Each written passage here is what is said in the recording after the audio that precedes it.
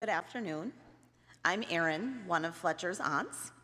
I was asked to read a piece written by his other aunt, Laura, which is a compilation of memories from both our children on both sides, grandparents, and our close families. It's been a team effort. Sharing the family's favorite memories of Fletcher is impossible because there are too many.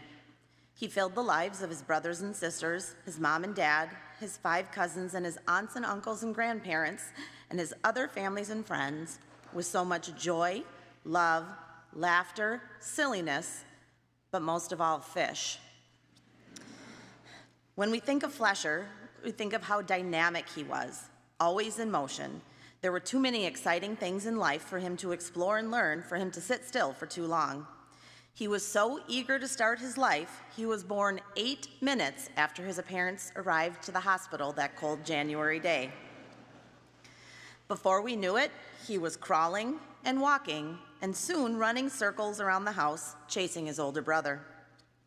When Fletcher was a toddler, you had to keep a close eye on him at the library because he figured out how to ride the elevator all by himself. Recently, he was running 5Ks with his mom, always ahead of her, but looking back to make sure she was keeping up. He played every sport his parents would sign him up for: football, baseball, basketball, the sports he made up himself. He eagerly conquered new activities like indoor rock climbing. He practiced his favorite sports with family and friends for hours, shooting baskets in the driveway and throwing the football back and forth, seeing how high you could count until the ball was dropped. He even used his parents and other family members as goalposts at times. Not fun. He taught his youngest cousin how to play catch. Fletcher loved exploring nature, whether it was his own backyard or a nearby lake. He caught turtles and frogs in the shallow water. Sometimes they made him home with him. Sometimes they escaped into the car on the way home. He hatched butterflies with his family. He loved wild animals so much that last summer on a Boundary Water trip, he hoped that they would run into a bear just so he could see one up close and personal. Fletcher loved fishing, which he often did with his father at nearby lakes or on family vacations.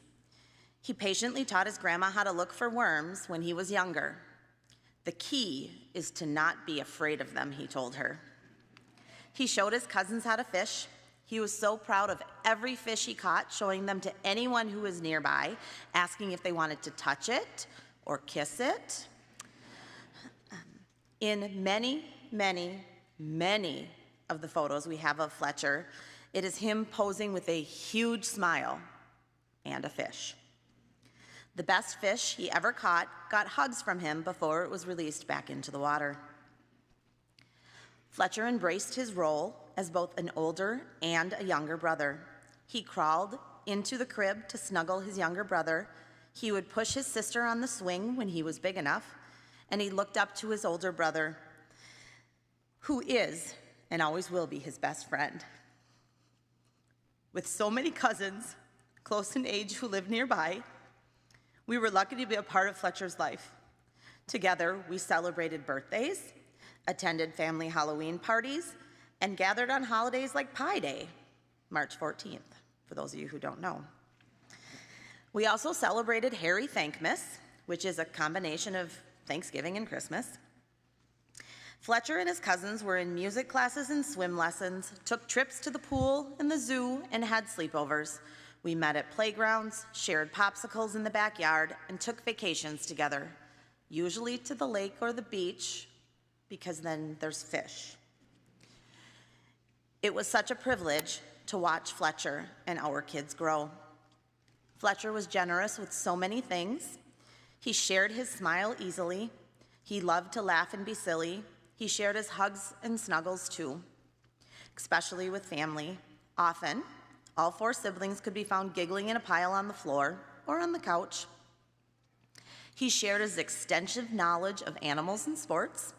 He had opinions about who would win in predator versus predator matchup, and was a fan of both the Packers and the Vikings, one of which might be playing now, so I expect you all to be cheering. Fletcher was also generous in spirit, giving those to gifts around him unprompted, like small toys, trading cards, and flowers. He once gave $20 to his cousin because he said, giving to others makes him feel happy. His gift to us, to all of us, was the chance to know him and love him. That was Fletcher's greatest gift.